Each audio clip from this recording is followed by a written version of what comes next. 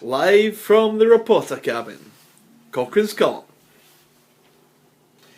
Lest my trusty readers, both of you, think that I'm poised here with my trusty keyboard to hit out vitriolic words of venom against the evil empire of North Ayrshire Council, let me assure you nothing could be further from the truth. So welcome, dear readers, to the Praise the Council column as we spread the gospel of good deeds being carried out on our behalf by the wise men and women of North Ayrshire Council. Yes, our front page story this week shows that the council are not averse to doing a U-turn if they think they've got it wrong. So congratulations to the members and officers who have decided to bring back community wardens. Now these fearless souls, and you'll recognise them because they've been kitted out in bright red tops, they will, we're told, be tackling the dirty dog owners. Those of you who defiantly do not scoop the poop. They will presumably tackle the nature-loving Egypts who insist on feeding the poor starving seagulls, who not only steal your last Rolo but would come back for your eyeballs as well.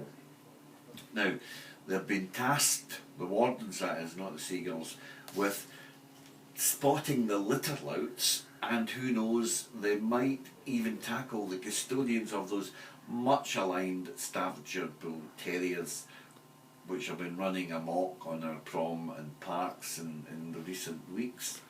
The residents of Millport, West Kilbride and Skelmley, they'll have noted that the community wardens don't seem to be designated yet for their streets, but I believe it's an experiment, so just hang in there for the trial period.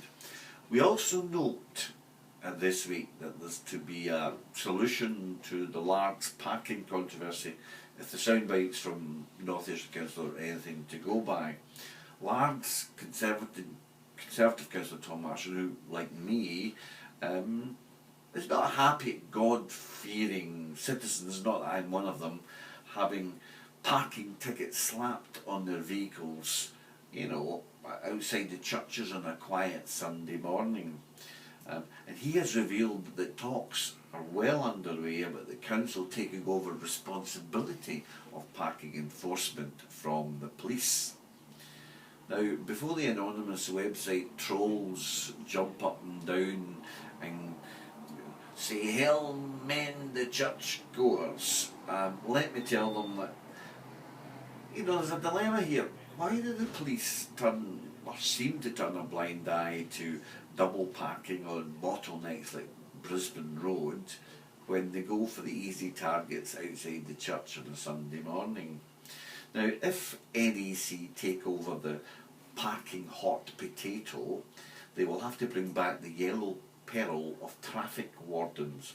However, what they seem to have done first is they've experimented by removing the double yellow lines. Now, I didn't know this either, but they've done this at May Street, John Street, Broomfield Place, Broomfield Crescent, and also Maxton Place. And the point is that could be 60 parking spaces potentially.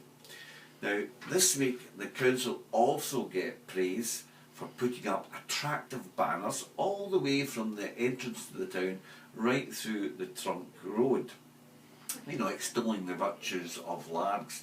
Mind you, I think the Main Street shopkeepers will feel a bit irked that the banners can be flying right through the trunk road, but they can't put out their sandwich boards, etc.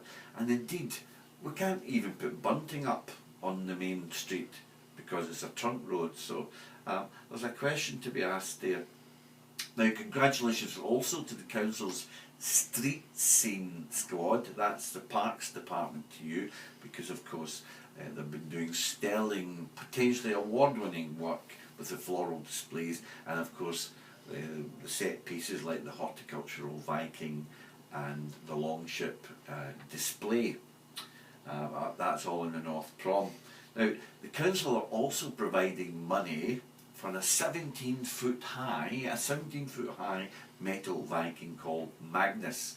will be arriving in time for the festival, which begins at the end of this month.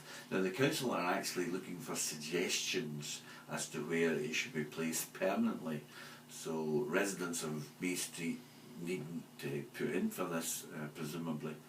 So there you are.